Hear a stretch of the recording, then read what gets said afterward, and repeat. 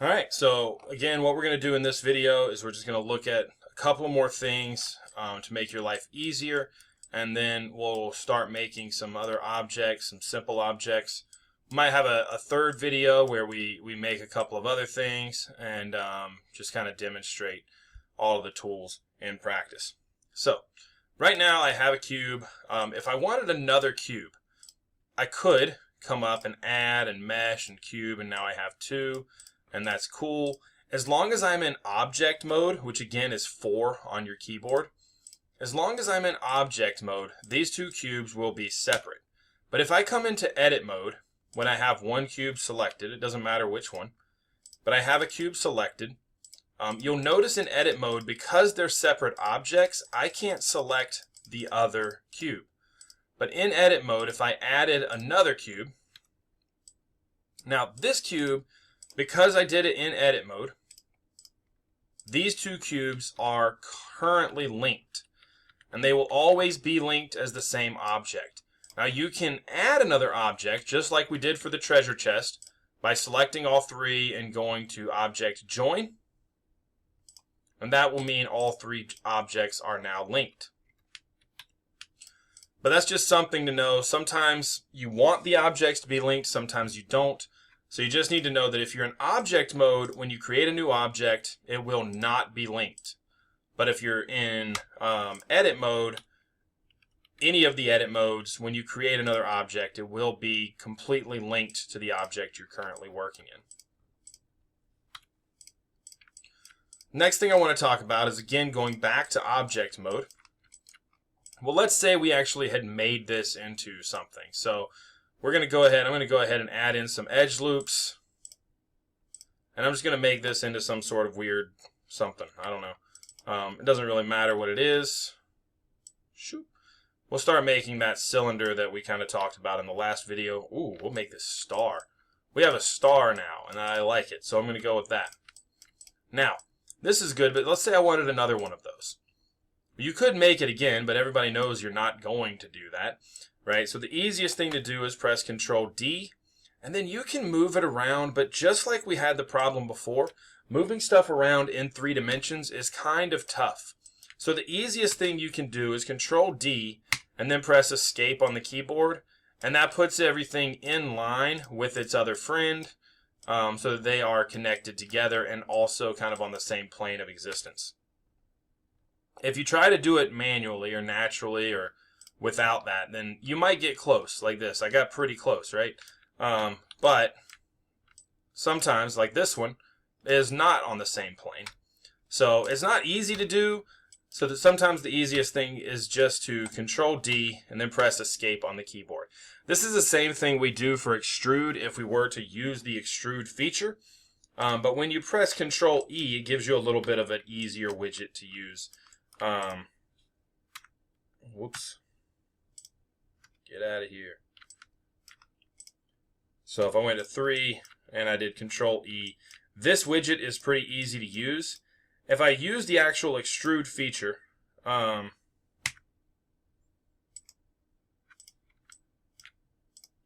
use the actual extrude feature. Well, no, it's still working, so that's good. Yes, you can get kind of whatever you want. But what I've got going on right now is when you extrude something, if you click that plus sign, it's going to make another object. As long as you click on the circle in the middle, you can manipulate it without creating another set of extrusions. But again, usually that's not a problem. You'll just press Control E when you want to extrude, and then you'll press Q when you're done extruding, and then you'll get the shape that you want. All right. So we've looked at duplicate. We've still looked at extrude. We want to figure out a little bit about how to navigate around still in our viewport. We want to be able to see things in perspectives, right? So by default, we're always looking in 3 dimensions, and sometimes it's hard to get things exactly where we want to go. So you can change your viewport here. You can have the top, the bottom, the front, and the back, or the right and the left. So I'm just going to cycle through these to see kind of how it works. So if I press F3 on the keyboard, it shows me the top of everything, and I can kind of put it in place. If I press F2 on the keyboard, it's going to show me the front. If I press F1 on the keyboard, it's going to show me one of the sides. And if I need to select the other side, I can press Control on any of those, and it'll show me the bottom or the other side. One thing about this is once you're in this view, you can still rotate, and that gets you out of the view. Right? It's not a locked viewport. In Maya, when we would use it, you can lock the viewport. But in this, you're not really locking it. If you want to see a side, you just press F3 for the top, F2 for the right side, F1 for the front, Control F1 for the back, Control F2 for the left, and Control F3 for the bottom. And you can see all of that up here with this widget. It tells you what side of the object you're looking at. So that's just another way. Certainly later in the semester when we're using that, we'll go through and we'll use all the sides to kind of map and connect with the car that we're building. But for this project, or for this week, we're not really making anything that intricate, so we're not going to worry too much about it. So all we're going to do now, that's kind of all the tools, right? And I know we went through them kind of fast. I'm not going to do a review of them. You can just refresh and rewatch the video if you need to. I am going to type them all up into kind of a cheat sheet and post it so that you can have, if you wanted to, you could print it out and you can have a little cheat sheet of all of the tools. Actually, no. What I'm going to do is I'm going to type up a sheet that has all of the tools, but it doesn't tell you what the hotkey is.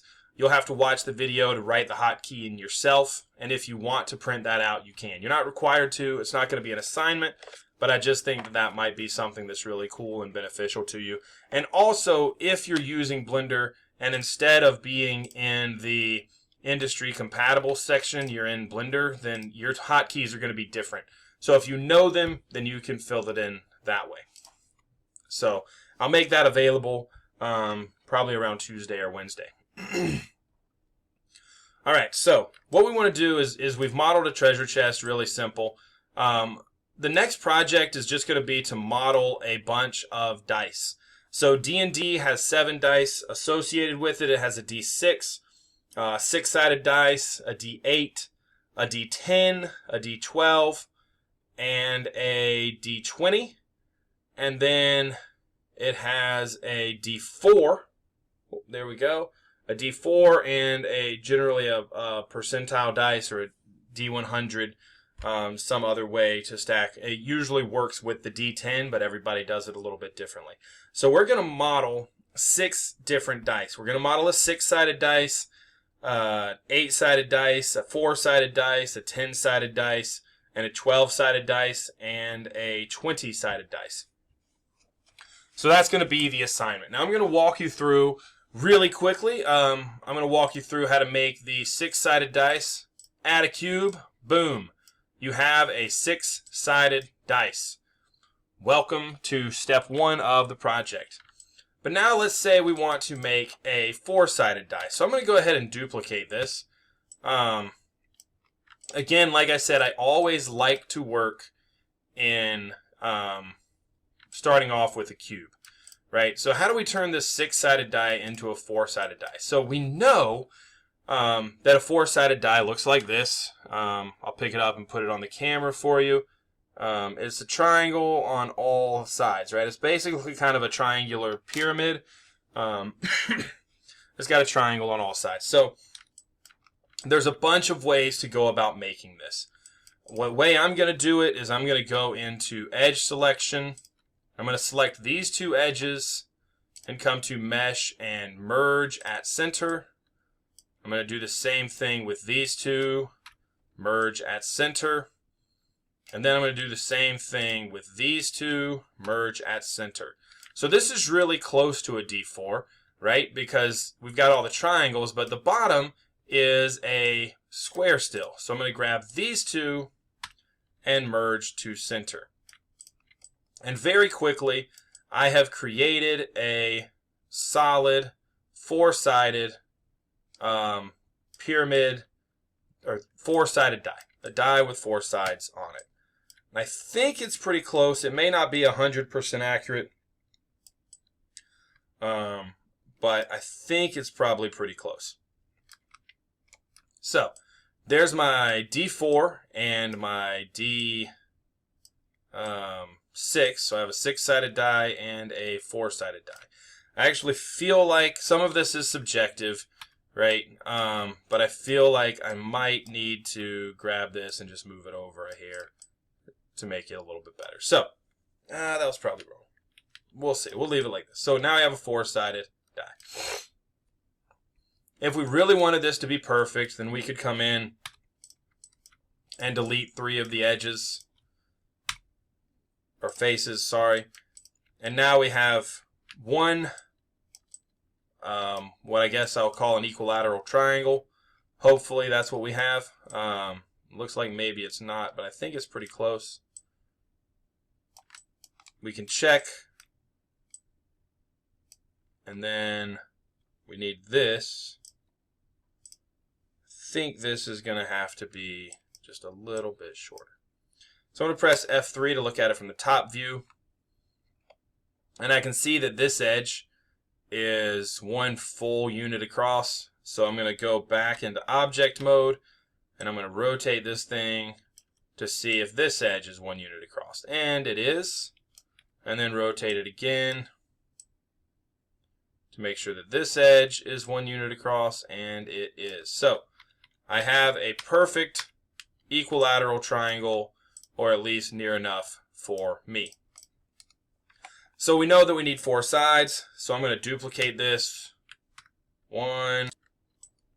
So I'm not entirely sure what I did with the recording just there. I think I paused it, and then it kind of messed up my window, and I could see what was going on, but that didn't come through on the recording.